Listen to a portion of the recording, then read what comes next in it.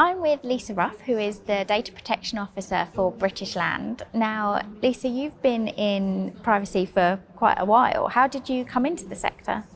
Actually, it was a bit of a fluke. So I used to work in sort of financial promotions compliance and sort of working on the technical specs for sort of life insurance investment products. And I actually just really wanted my first managerial role, and where I was working at the time I didn't see a path for that. So a role came up at Barclays and it was for a data privacy manager. And so I thought, well, hell, principle-based compliance. I'm used to working with principle-based regulations, so I reckon I can do that. So I went for it and I got the role. And so then during my notice period, I basically read the Data Protection Act 1998 from page to page, and really sort of just got my teeth into it that way. I found a really good report by the FSA at the time, which was sort of like a good examples and bad examples.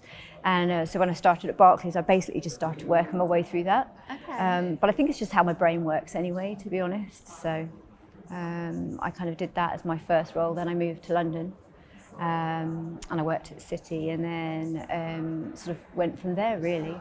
And before I knew it, I've been in it for 11 years. So.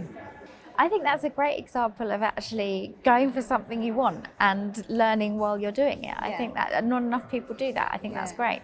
Yeah, I honestly, I think that's the best way of doing it. I sort of think the SIP-E, the SIP-M, they're all really good in terms of making sure you have your technical knowledge, but I kind of liken it to a driving test. It's a theory.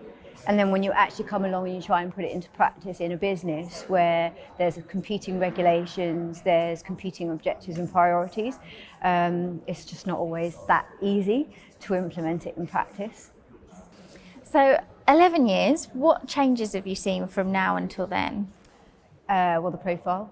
Obviously GDPR did a lot for the profile, so people like me have been banging our heads against brick walls for many, many years trying to get the message across that it's not just about the security of data, it's how we're using it, it's how we're responding to people's rights. And I think obviously the implementation of GDPR, because of the bigger fines, it suddenly got a much higher profile. People started to take it more seriously because it's just ramped up the priority list. And I think also that things like security breaches, they're just hitting the press more regularly than they used to. I remember when I first started in privacy, the first real big breach to hit the press was the HMRC 2007 breach, the famous disc on the train kind of breaches. And I think from then, the amount of reporting has increased. I don't think the number of breaches has necessarily increased. I think the reporting of it has. And I think obviously the volumes of data that we're all storing and collecting has increased exponentially since the technology is sort of so rapidly advancing.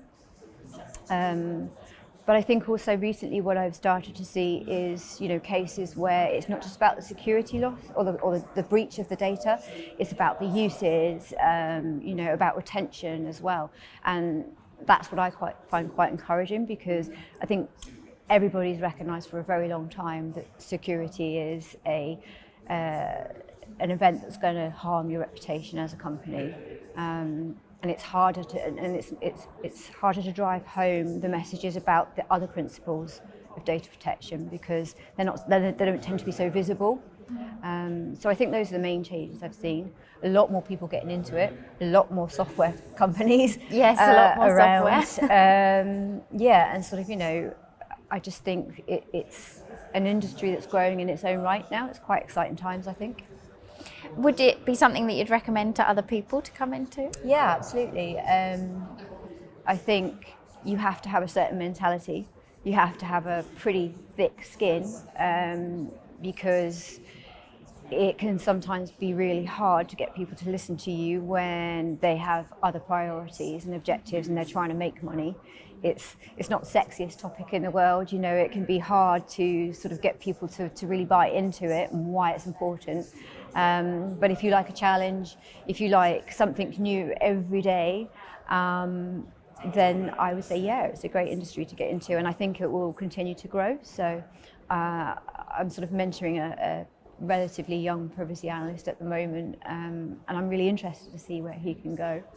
I think he's got a really good career, and we need the next generation to come in anyway. So, because I don't be planning on doing this until I'm 90, so someone's got to take over. So yeah, I would totally recommend it. And what are your tips for either building that thick skin or selling that story in a way that gets you buy-in?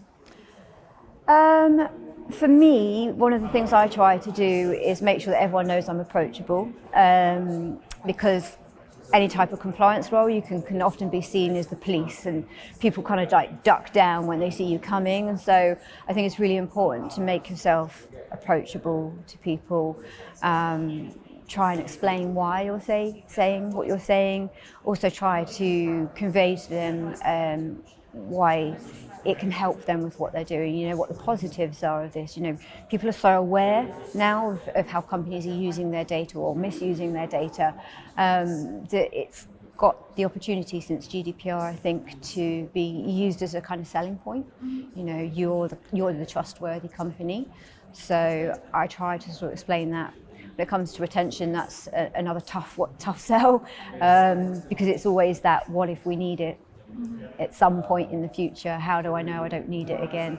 And so again, it comes down to, well, you know, can you actually find the data at the moment? Do you struggle? Do you spend a lot of time retrieving it? Would it be simpler if we just got our hands around this, put it into a really good structured order? We can automate retention periods. We can, you know, make it so much easier to retrieve it.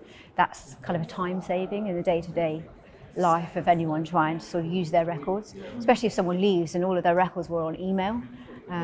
So I try to sort of just sell the positives from a business perspective as well as a privacy perspective.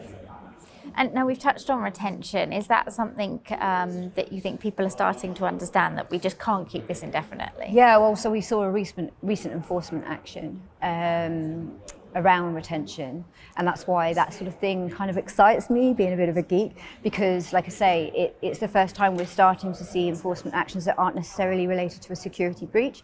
And so I think it will start to drive home the message that actually it's not just cyber or information security that's important, it's getting it right with the other principles as well.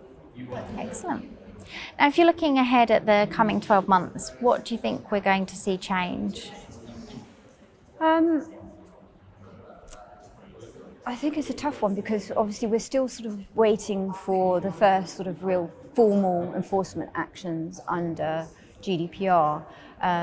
So I'm kind of monitoring those at the moment. And I think one of the step changes that I see coming is like I say, that there'll be enforcement action that's not related to security.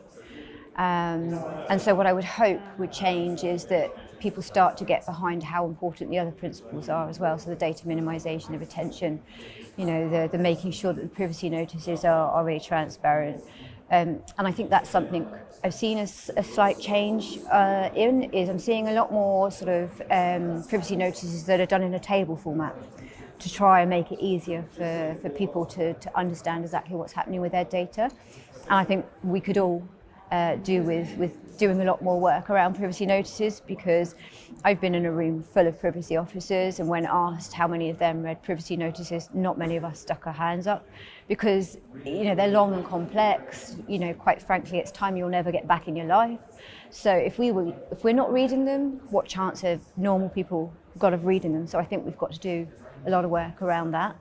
We've also sort of seen things like video privacy notices from the ICO and other companies as well. So that will be quite interesting to see how we adapt to sort of giving just-in-time notices, short and concise and easy to understand. But I think hopefully the main change is that people, certainly companies, continue to sort of take it much more seriously now, and give DPOs, you know, full backing and the support that they need. Because it's been a while coming. Well, good luck. I hope you get that. Thanks. And thank you very much for speaking with us.